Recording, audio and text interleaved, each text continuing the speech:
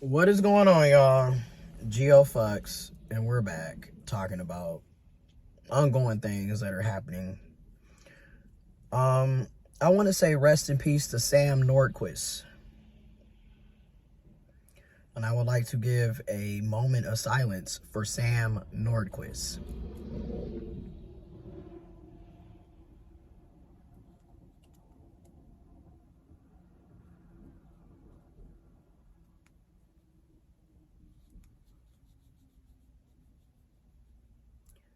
Sam Nordquist was a transgender man, a transgender male, who was murdered allegedly by 5 people, including his girlfriend. 5 people have been arrested in New York and charged in connection with the disappearance and murder of a 24-year-old transgender man from Minnesota, who police say was tortured and abused for weeks before his death. Sam Nordquist. Say his name. Sam Nordquist. New York State Police launched a missing persons investigation for Sam Nordquist on February 9th, following a welfare check request from his family. And from February 9th to February 13th, literally 4 days, human remains believed to be those of Sam Nordquist were discovered on February 13th in a field in Yates County, about 50 miles northeast of Rochester, New York. Law enforcement officials then discovered evidence suggesting that Sam Nordquist was subjected to ongoing physical abuse between December 2024 and February 2025. And this is a quote from the New York State Police, one of their captains. And quote, Sam was subjected to repeated acts of violence and torture in a manner that ultimately led to his death, Captain Kelly Swift with the New York State Police said. His body was moved in an attempt to conceal the crime.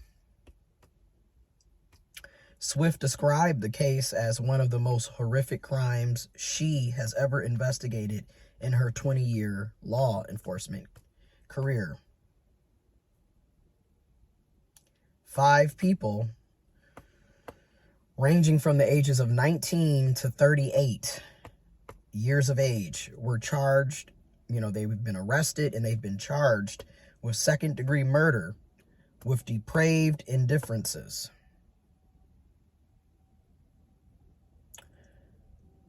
For the disappearance, kidnap, and murder of 24-year-old trans man Sam Nordquist. Say his name. Sam Nordquist. Again, I would like to give another moment of silence for Sam Nordquist.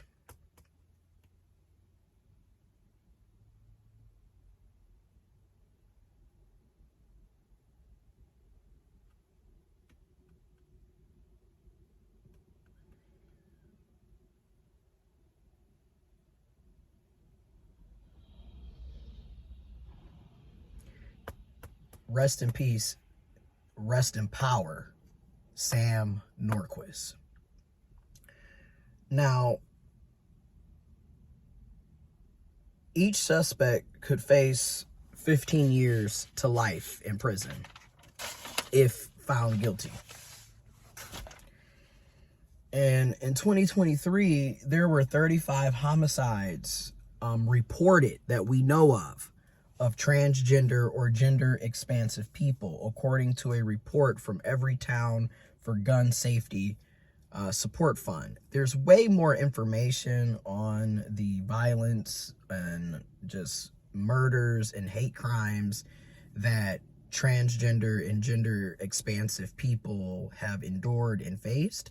I will have information on that in the description box below, as well as additional information on this sad situation will be in the description box below as well.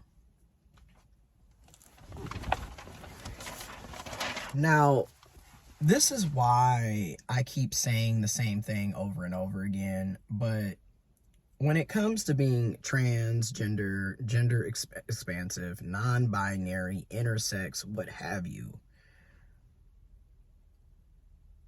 you cannot trust a lot of these cisgender people that you claim to be in relationships with.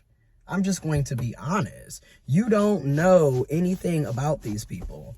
People can sit up here and put on a whole show, make it seem like they like you, make it seem like they care about you, make it seem like they love you, make it seem like, you know, they're not transphobic bigots. And that can all be fake and a facade just to get access to you and your body. I'm sorry, but it just needs to be said. Okay?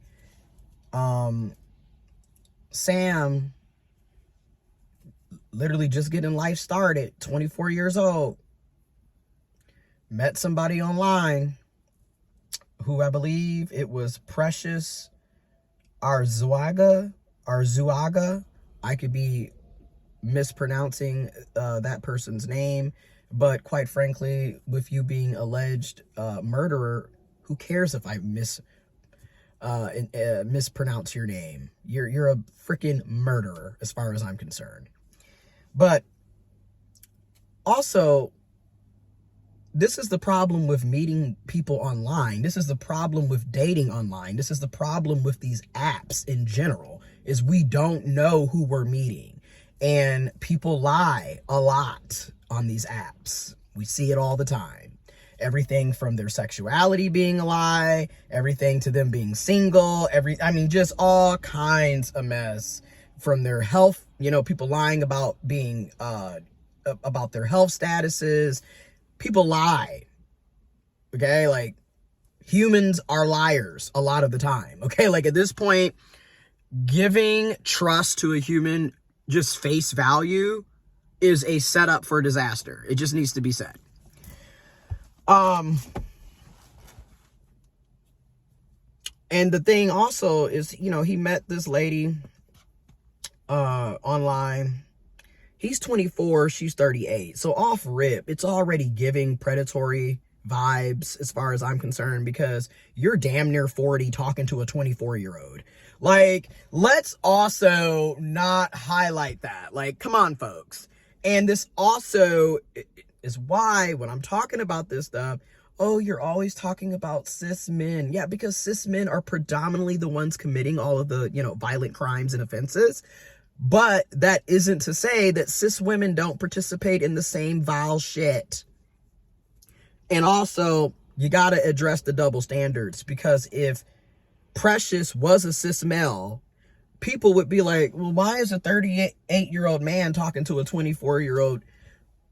So I don't care. You a cis female, a cis woman, talking to a 24-year-old and your ass is damn near 40. You are a sexual predator too. Okay, let's just be real.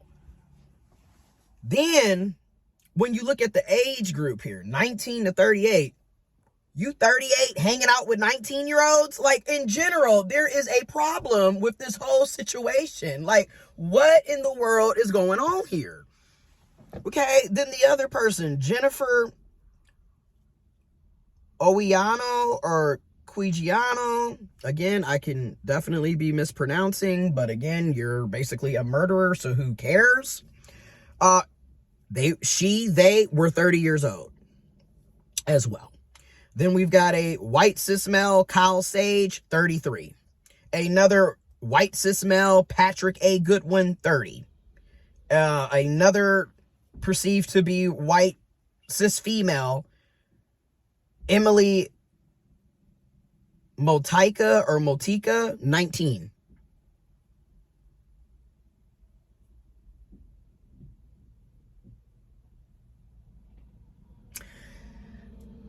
Each of them could be facing up to 15 years to life in prison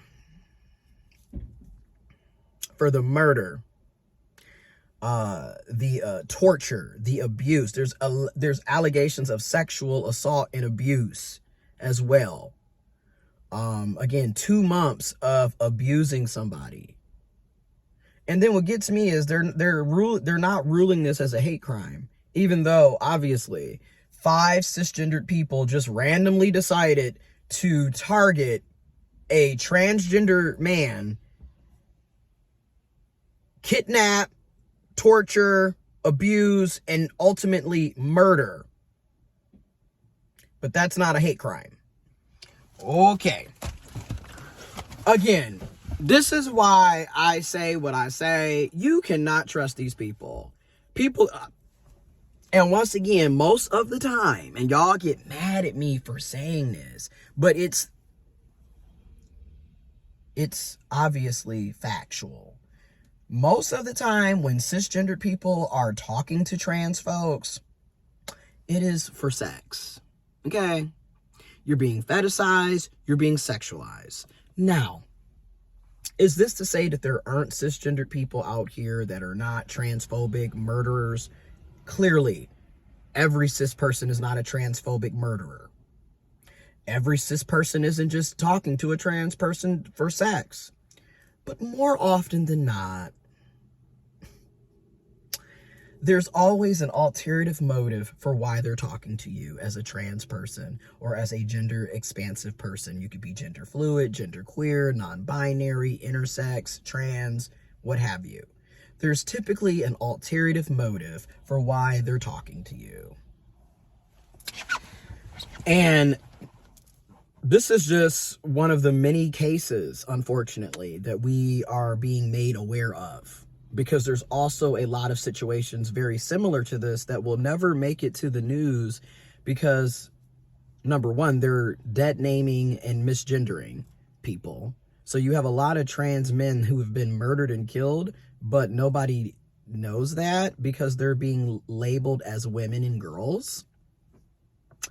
Let's just be real. There's a lot of misgendering and a lot of dead naming, so you would never know that there are more unfortunate situations like this that have taken place. And then here we are at a time where the federal government is erasing data and facts and historical evidence about transgender people off of federal websites. Very early stages of fascism. Oh, it ain't no early stages. This is fascism. I should say these are the stages of genocide against transgender people. And then these, this is what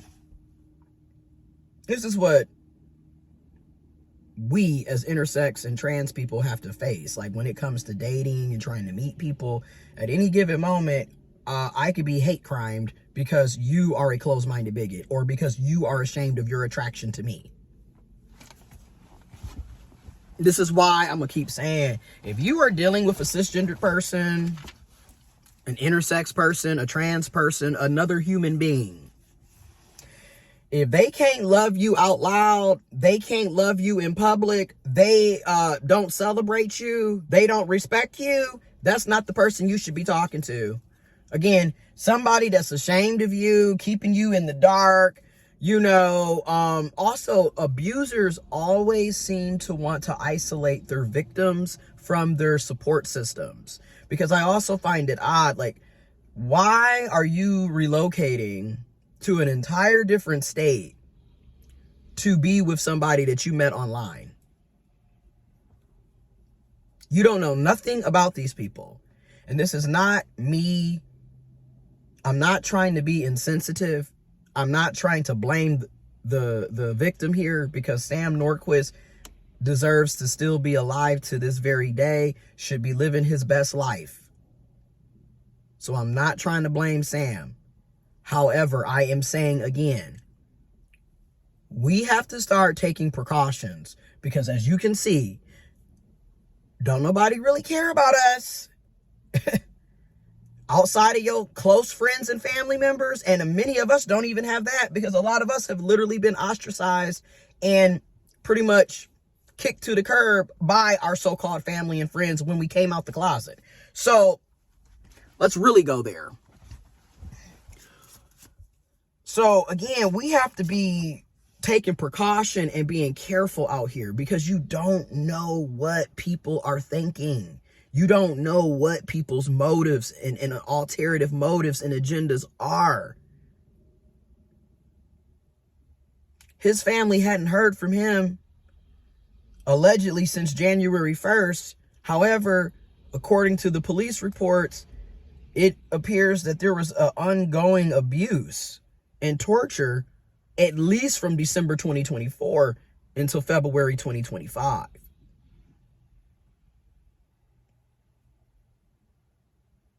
This could have been any of us.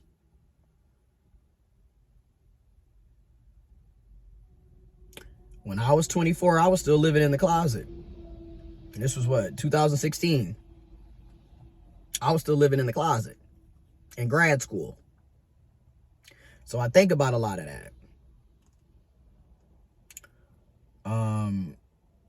When it comes to meeting people off the internet, online, on these apps, if they don't have pictures, they can't video chat you, I don't recommend you meeting them. I don't care if they are 10 minutes away from you, 10 hours away from you. I don't recommend you meeting them. If they don't have any videos, they can't video chat you, they can't send you pictures, recent pictures. Also, the other thing that has to be brought up with this is the issue with online dating, because the same issues like this, a lot of cis women also face dealing with cis men online and in real life. Like, you don't know these people. People will sit up here and play a good game and then sit up here and murder you. They allegedly met in September of 2024. If I'm not mistaken, I could be wrong. Definitely fact check me. Hold me accountable too. Because unlike a lot of y'all, I don't have a problem with being checked, corrected. I don't have a problem with admitting when I'm wrong. Anyways, it's really getting to the point where I just don't recommend. I'm starting to get to the point where I don't recommend online dating. I don't recommend using apps. You're better off meeting somebody actually in person in many situations that you already in a normal setting. Like, you're going out to the movies, to the arcade, to the bar, to the library, you at the gym and you meet somebody type thing. Where this meeting folks online, child, like, it's becoming more and more and more and more dangerous. It's always been sketchy, but in the times that we're living in, like, no, you need to make sure, one, I strongly recommend that you take self-defense classes. You get a CPL or a CCW, concealed pistol license. You go and you get trainings on how to handle a gun, how to use a gun, how to shoot, how to clean your gun. Get really, you have to protect yourself. Like, you see what we're dealing with. You have to protect yourself. You don't know these people. And it's like, again, how many situations similar to Sam Nordquist are we going to continue to hear about or never hear about? Because, again, a lot of times when it comes to trans men, we are misgendered and dead named. So they could be talking about a trans man that's been murdered or sexually assaulted or, physically abused, and the entire article will be talking about a woman. We see this all the time as well. So, again, I hope justice is served. I hope they get the maximum penalty, 15 years to life. I'm also trying to figure out, how is this second-degree murder? Like, but we shall see. And how is this not a hate crime? But we shall see.